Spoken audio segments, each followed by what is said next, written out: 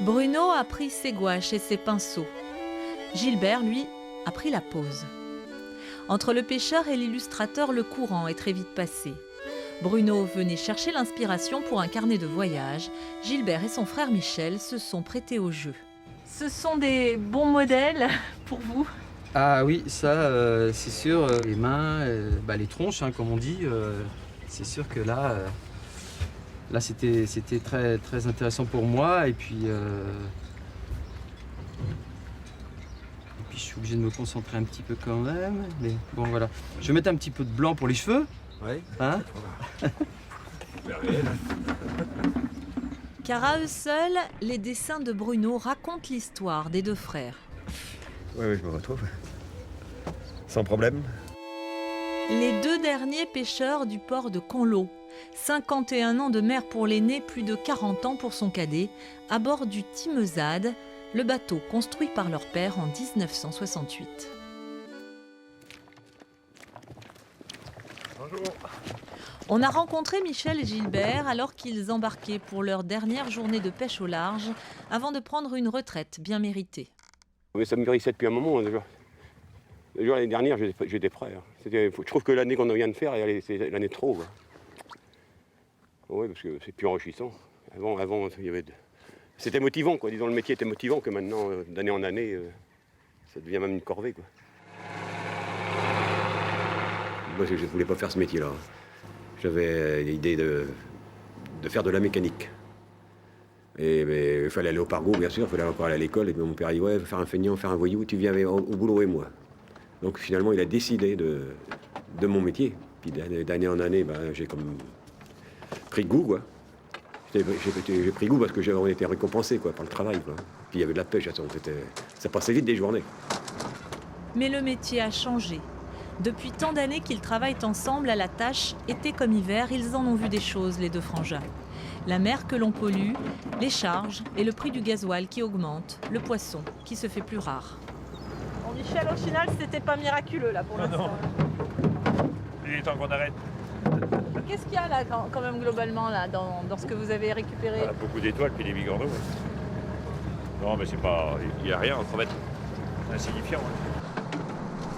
Je me rappelle que quand notre père allait au lieu, même nous on allait encore, on empêchait des beaux lieux, hein, et les macros, tout ça, mais maintenant ça va en diminuant. Hein. La pollution déjà fait des dégâts. Hein. Parce que le poisson il vient pondre à la côte en été, là. Et si l'eau est pourrie, la moitié des œufs n'arrive pas à terme. Hein. Si, il faudrait gérer les ressources, parce que ça diminue. Il faudrait que les pêcheurs prennent conscience qu'on ne peut pas aller. Faut pas continuer comme ça.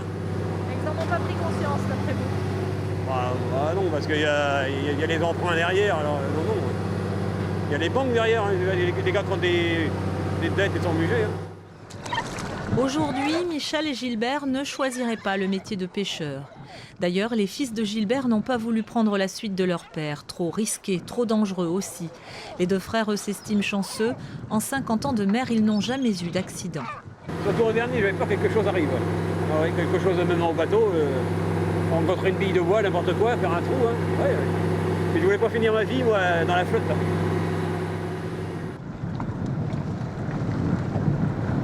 On a abandonné Michel et Gilbert au milieu du golfe pour rejoindre Janine et Brigitte aux Halles de Vannes.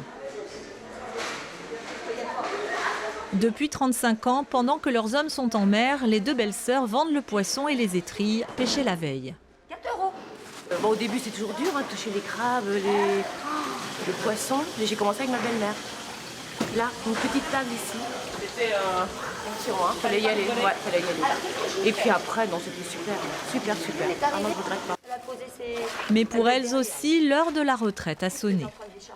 Tu vois ça, ouais, vous partez là. Ouais, aïe. C'est bien, c'est mérité, non? Très. Pour nos maris surtout. Est-ce que vous regrettez un petit peu qu'elles arrêtent là? Non, beaucoup. Oui. Beaucoup. Pourquoi? Parce que je consomme de leurs produits tous les jours. Tous les jours. Tous les jours. C'est touchant quand même tous ces gens qui...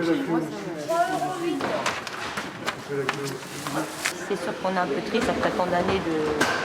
Puis bon, c'est vrai qu'entre clients et nous, bon, c'était On se parlait, on se racontait nos petites histoires, on connaît les habitudes de nos clients. Il était temps d'arrêter. Il était temps d'arrêter, oui. Ouais.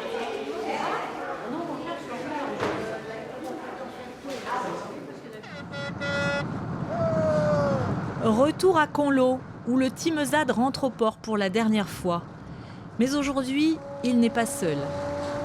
Les copains de Gilbert et Michel sont là. Les plus courageux sont venus en mer, les autres les attendent au port pour une arrivée façon route du Rhum. Ça fait quelque chose, hein? Dites-là. Pas encore. Arrivé à terre, peut-être. C'est dans la mer qu'on met les bras. C'est dans la mer qu'on met les bras.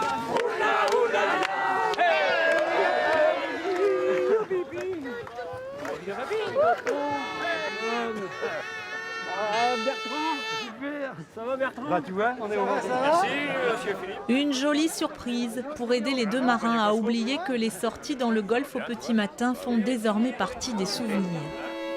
Le Timezad, lui, n'a eu droit qu'à quelques semaines de repos avant de reprendre la mer. Mais ça, c'est une autre histoire qu'on devrait vous raconter bientôt.